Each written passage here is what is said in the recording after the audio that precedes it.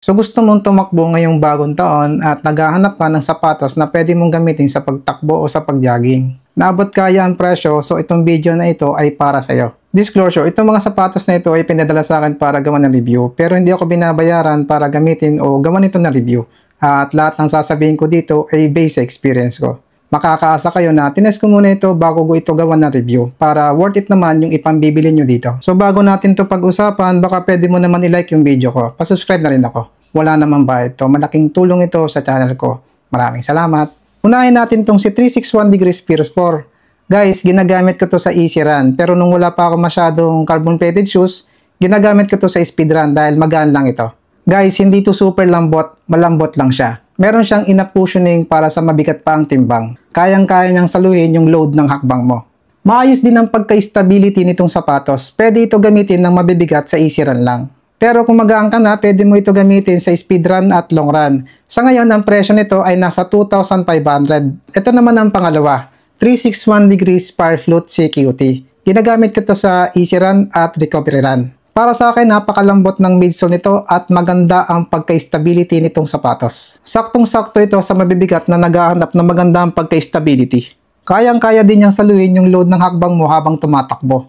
Pwede ito gamitin ng mabibigat sa easy run at recovery run. Kung halimbawa naman ikaw ay magaan na, pwede mo ito gamitin sa easy run, long run at recovery run. Sa ngayon, ang presyo nito ay nasa 2,800 pesos. Ito naman ang pangatlo, Anta PG7. Ginagamit ko ito sa easy run at recovery run.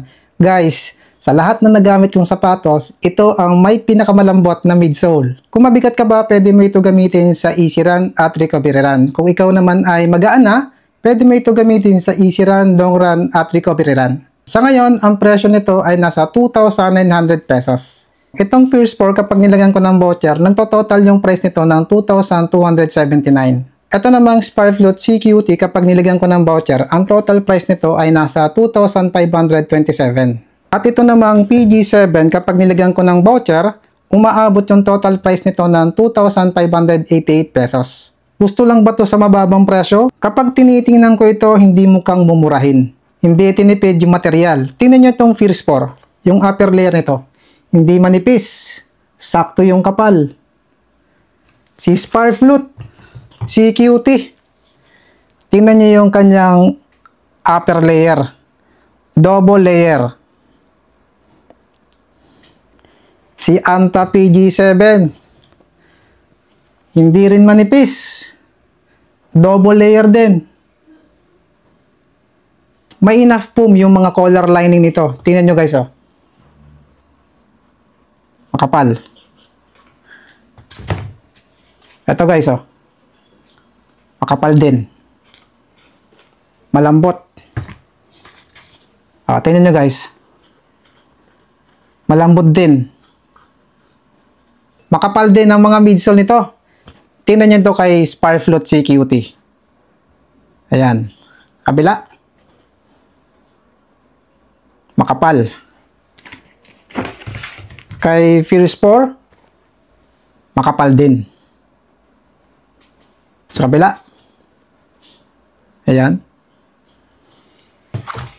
Kay Anta PG7, tingnan nyo yung kapal. Sa kabila, makapal din. At tingnan natin yung mga rubber outsole nito. Itong kay Fierce 4 ay naka 30 kilometers na ito guys. Andyan pa yung mga pattern. Dito kay Firefloat CQT, naka 20 kilometers na to. Ayan guys. Andyan pa rin yung mga pattern. Dito kay Anta PG7, naka 20 kilometers na ito guys. Ayan, nandyan pa rin yung mga pattern.